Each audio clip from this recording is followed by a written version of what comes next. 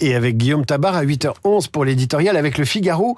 Guillaume Tabar, bonjour. Bonjour David. Marion Maréchal, Éric Zemmour et Sarah Knafo assistent aujourd'hui à l'investiture de Donald Trump, mais pas Marine Le Pen. Que nous dit cette différence d'approche au sein de ce qu'on pourrait appeler la droite nationale ou radicale?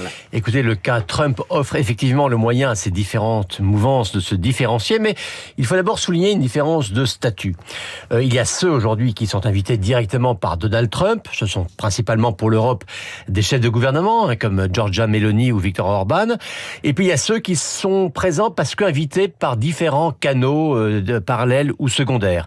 Alors Marine Le Pen n'aurait sans doute pas boudé une invitation protocolaire, mais elle ne voulait pas revivre l'épisode pas très glorieux de 2017, où on s'en souvient, elle avait fait le pied de grue au pied de la Trump Tower, dans l'espoir finalement vain d'une poignée de main avec le président élu.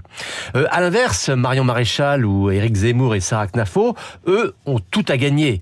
Leur parti n'a pas le poids du Rassemblement national. Donc, pour exister, ils ont besoin de se faire remarquer.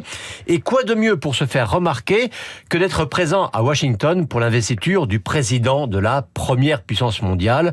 Cela donne le sentiment, ou disons l'illusion, de jouer dans la cour des grands. Ça dépend à quel rang on est assis. Au-delà de ces postures médiatiques, n'y a-t-il pas aussi des raisons idéologiques qui expliquent cette différence d'attitude face à Trump? Si, d'ailleurs, vous noterez que cette question de la présence à l'investiture ne se pose qu'au sein du périmètre de la droite nationaliste. Pour Marine Le Pen, je dirais qu'elle a besoin de se détacher de quelques figures dont l'opinion française l'a tirée vers le bas.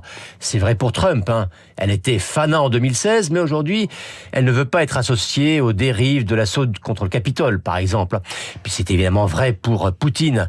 Disons que la finaliste de la présidentielle veut faire oublier l'image d'une candidate sous tutelle étrangère.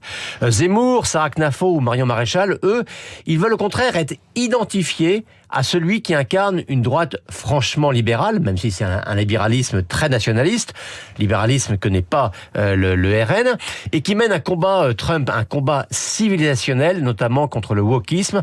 Là encore, un combat sur lequel le RN ne veut pas se monter pour ne pas apparaître en parti conservateur. Le Trumpisme s'y est mieux finalement à Reconquête et à Identité Liberté, le parti de Marion Maréchal. Alors, vu les discours et l'image de Donald Trump en France, ce parrainage n'est-il cependant pas encombrant? C'est vrai que Trump a une image un peu d'épouvantail chez nous. Seuls 31% des Français se réjouissent de sa victoire. C'est peu, mais ça n'est pas rien. Donc Maréchal, Zemmour ou Knafo se disent que quand toute la classe politique s'oppose à Trump, le tient à distance ou l'ignore, il peut être de bonne tactique d'être les seuls à assumer d'être de son côté. Être clivant, provocateur ou très droitier, c'est sans doute médiatiquement très mal vu, mais politiquement, il y a un créneau.